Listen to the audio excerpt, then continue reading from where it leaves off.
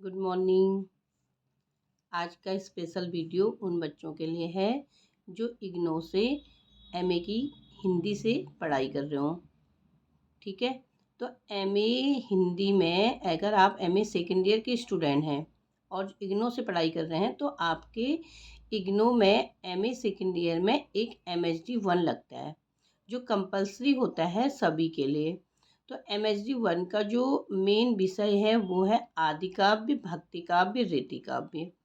ये आपकी जो पुस्तक लगती है उसका नाम है आदि काव्य, भक्ति काव्य और रीति काव्य। तो इसके अंदर क्या क्या टॉपिक आपके आते हैं वो मैं आज आप लोगों के सामने लाई हूँ। ये स्पेशल बच्चों की रिक्वायरमेंट थी कि मैम आप हमें एमएसडी 1 का सिलेबस भी समझा दीजिए। तो उसी के लिए आज मैं आप लोगों के सामने एमएसडी 1 के सबसे पहले सिलेबस को समझाऊंगी कि उसके अंदर आप लोग क्या क्या पढ़ेंगे।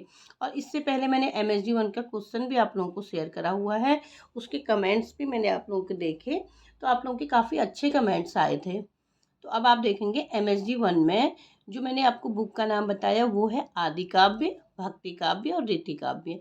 एमएसडी 1 इसको और भी बच्चे पढ़ सकते हैं, बस अगर इग्नो से आप पढ़ाई कर रहे हैं तो उसको एमएसडी 1 बोला जाएगा। ठीक है, अब आप देखेंगे इसमें एक खंड, दो खंड, तीन खंड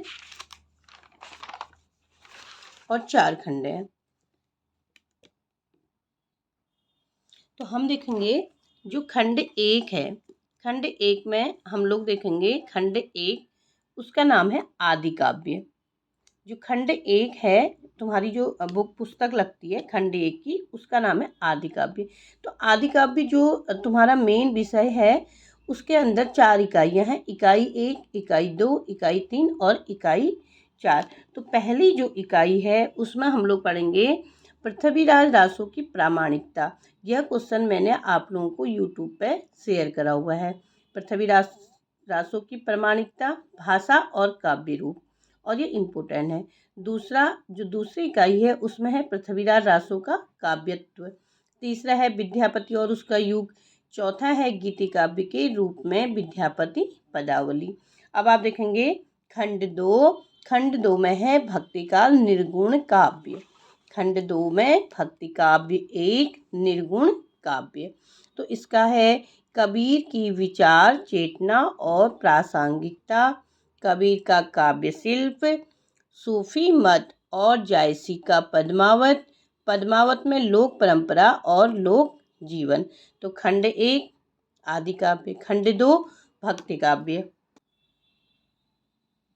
फिर आप देखेंगे खंड तीन भक्ति काव्य दो, सगुण काव्य। इसमें देखेंगे भक्ति आंदोलन के संदर्भ में सूर का महत्व। फिर सूरदास के काव्य में प्रेम, मीरा का काव्य और समाज, मीरा का काव्य सौंदर्य, तुलसीदास के काव्य में युग सौंदर्य, एक कवि के रूप में तुलसीदास। और जो सबसे लास्ट खंड आपका है उसको वो है रीति काव्य। रीति काव्य के अंदर कल हम पढ़ेंगे बिहारी के काव्य का महत्व, घनानंद के काव्य में स्वच्छंद चेतना और पद्माकर की कविता। तो ये आपका पूरा सिलेबस मैंने आप लोगों को बता दिया है कि आप अगर एमएसडी 1 पढ़ रहे हैं तो एमएसडी 1 के अंदर आपको क्या क्या टॉपिक्स पढ़ने हैं। तो कभी भी मैं आप लोगों से बोलूँगी कि कोई भी अगर आप पढ़ाई कर रहे हैं चाहे किसी भी विषय की कर रहे हैं तो सबसे पहले आप लोगों को ये पता होना चाहिए कि जिस भी विषय को हम पढ़ रहे हैं उस विषय की कौन कौन सी किताबें और किस किस राइटर की किताबें आप लोग पढ़ रहे हैं।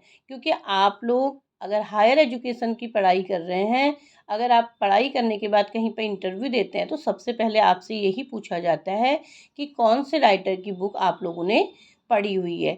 तो इसलिए मैं आपसे अनुरोध करूंगी कि अगर आप पढ़ाई कर रहे हैं तो एक बच्चे की तरह रट के पढ़ाई आपको नहीं करनी है। आपको पढ़ाई करनी है तो सबसे पहले आप बुक के कंटेंट को देखेंगे कि आपका उसमें टॉपिक क्या क्या है, टॉपिक को समझने की कोशिश करेंगे। उसके बाद आप बुक के अंदर जाके देखो कि उसमें क्या है। तो इसी प्रकार मैं आप लोगों के सामने एमएसडी 5 का सिलेबस भी आप लोगों के सामने भेजूंगी।